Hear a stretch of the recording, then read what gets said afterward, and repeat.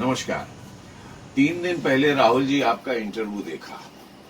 उसी दिन मन हुआ था कि आपसे बात की जाए, लेकिन फुर्सत नहीं मिली, तो आज मैं आपसे कुछ बात करना चाहता हूं। आपने कहा नरेंद्र मोदी का लॉकडाउन फेल हो गया। नरेंद्र मोदी ने कहा था कि 21 दिन के बाद कोरोना खत्म हो जाएगा, भाग जाएगा। राहुल जी, आप 135 साल पुरानी पार्टी के नेता हैं, पूर्व अध्यक्ष हैं। कम से कम कुछ होमवर्क करके आया करिए। कहने से पहले कुछ सोचा करिए। मजाक उड़ता है इन सब बातों से। नरेंद्र मोदी ने कभी ये नहीं कहा था, बल्कि उन्होंने कहा था कि 21 दिन का लॉकडाउन बहुत जरूरी है इस देश के लिए। अगर ये लॉकडाउन 21 दिन का नहीं किया गया तो 21 साल देश पीछे चला जाएगा। जान है तो जहान है, लेकिन उसकी जगह आप गलत बात करके बरगलाना चाहते हो पूरे देश को। दूसरी चीज, आपके भी तो सारे मुख्यमंत्री थे। पंजाब की कैप्टन अमरिंदर सिंह हैं, गहलोत जी हैं, या बघेल साहब हैं, या महाराष्ट्र में आपकी जो गठबंधन की सरकार चल रही है, उन्होंने हर बार ये कहा कि नहीं, हमें तो लॉकडाउन को बढ़ाना है। क्यों नहीं टोका आपने? क्यों नहीं किया ऐसा? क्योंकि आपको सिर्फ कोसना आता है, जिम्मेदारी से भागना आता है। आप तो जिम्मेदारी से ये भी भाग रहे हैं कि महाराष्ट्र में आप कहना चाहते हैं कि वहां पर जो मौतें हो रही हैं, वहां जो कोरोना बढ़ रहा है, उसमें आप कुछ कर नहीं सकते। बहुत अच्छे, 9 मिनिस्टर हैं कांग्रेस के वहां पर, 9। इसके बाद आप कहना चाहते हैं कि हमारा कुछ वहां चलता नहीं। अगर आपकी बात नहीं मानी जाती और आपकी तरीके से नहीं निपटा जा रहा है जिस तरह से आप चाहते हैं, तो क्यों नहीं वापस ले लेते समर्थन? आपके राजीव गांधी की राजीव गांधी ने समर्थन वापस ले लिया था चंद्रशेखर के केवल इस बात पर कि 2 पुलिस वाले उनके आपके घर के बाहर देखे गए थे। और आप यहां कहना चाहते हैं देश इतनी बड़ी त्रासदी में आप कुछ करना ही नहीं चाहते। राहुल जी, एक जिम्मेदार होने के नाते कुछ राष्ट्र की सेवा करिए। बरगलाइए मत, कंफ्यूज मत कीजिए देश को। क्या करते नरेंद्र मोदी? मार डालते सबको। लॉकडाउन नहीं लगाते तो क्या करते? क्या आपने यहां इंफ्रास्ट्रक्चर बना के दिया ऐसा जिसके अंदर सारे लोग अगर बीमार हो जाते तो इलाज हो सकता था? 130 करोड़ के देश में आप सब लोगों ने मिलाकर आज तक 3,593 गवर्नमेंट के हॉस्पिटल और 11,810 प्राइवेट हॉस्पिटल बना के दिए, कुल मिला के 15,000। उसमें से 80-90% हमेशा ऑक्यूपाइड रहते हैं। कहां से लाते इतने बिस्तर अगर कोरोना पूरी तरह से फैल गया होता? अमेरिका जैसा कंट्री नहीं निपट पा रहा है, जिसकी 33 करोड़ की आबादी है, जिसके यहां पर 1 लाख से ऊपर ज्यादा मर चुके हैं लोग, 17 लाख लोग वहां पर आज भी बेड पर कोविड-19 से जूझ रहे हैं। Brazil, Italy, Spain, France, Germany, कोई नहीं निपट पा रहा है। और ये सीमित साधनों वाला देश जिसको आप लोगों ने ऐसा बना के छोड़ा था, वो देश आप उम्मीद कर रहे थे कि ये निपट जाएगा? खत्म करवाना चाहते थे यार। 4,800 लोग केवल इस देश के अंदर अभी तक खत्म हुए और 1,65,000 लोग बीमार हुए। इसको आप लॉकडाउन का कंट्रोल नहीं कहेंगे तो क्या कहेंगे? अगर लॉकडाउन नहीं होता तो क्या ये स्थिति रह पाती? लाशों पर चल रहे होते हम। लेकिन नहीं, आपको राजनीति करनी है, सलूशन नहीं देना है। मजदूर भाग रहे थे आपके महाराष्ट्र से, मजदूर भागे पंजाब से, मजदूर भागे राजस्थान से, मजदूर भागे दिल्ली से। आपने राष्ट्र हित में एक बार भी कहा मजदूर भाइयों जाओ मत, कांग्रेस आपके साथ खड़ी है, आपको सपोर्ट देगी, आपको भोजन देगी, आप रुकिए, राष्ट्र को जरूरत है, फैक्ट्रियों को काम की जरूरत है।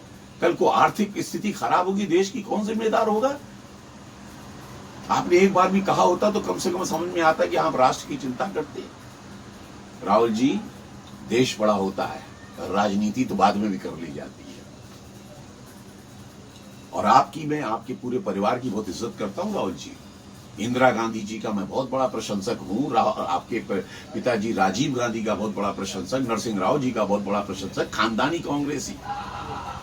लेकिन आज भी मैं बीजेपी का वर्कर नहीं हूं, ना ही उनका कोई मेंबर हूं। लेकिन इसके बावजूद भी राष्ट्र हित में बात आती है तो नरेंद्र मोदी को मैं वोट देता हूं, छाती ठोक के देता हूं और दूंगा जिस दिन तक वो राष्ट्र हित में काम करेंगे। क्या दिया आपने कहा सन 2014 में, जो आप नरेंद्र मोदी से उम्मीद रख रहे हैं कि 7,500 आप हर एक के खाते में डालिए, 10,000 एक मुश्त डालिए, कैसे डाले? आज आपको समझ में आया? 35 करोड़ जो जनधन अकाउंट खोले, उसी की बदौलत तो आज उम्मीद कर पा रहे हैं कि नरेंद्र मोदी से कह पा रहे हैं कि आप डालो। उस समय आप मजाक उड़ाते थे, क्या ये अकाउंट खोल दिए। सरकार फिर भी कर रही है। आप लोगों ने तो खोखला करके इस देश को छोड़ा था। आपकी बीज खाद के लिए भी लाइन लगती थी, 4-4 दिन तक लाठियां किसान खाता था, याद है आपको?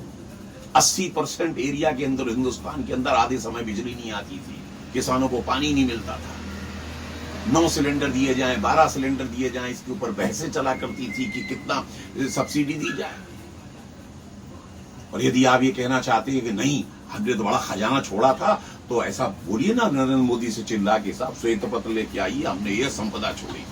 खोखला कर दिया था आपने देश को। और आप कहते हैं हमने देश के लिए बहुत कुछ किया। क्या किया? सन 47 में हम आजाद हुए, हमसे 2 साल बाद चाइना आजाद हुआ। आज हमसे 5 गुनी उसकी जो अर्थव्यवस्था है। 15 साल वो हमसे कम पहले से मेट्रो बुलेट ट्रेन बना के ले गया। 25 साल वो हमसे आगे है। और आप हमसे कहते हम पाकिस्तान से आगे, हम नेपाल से आगे, हम इससे आगे। क्या किया आपने?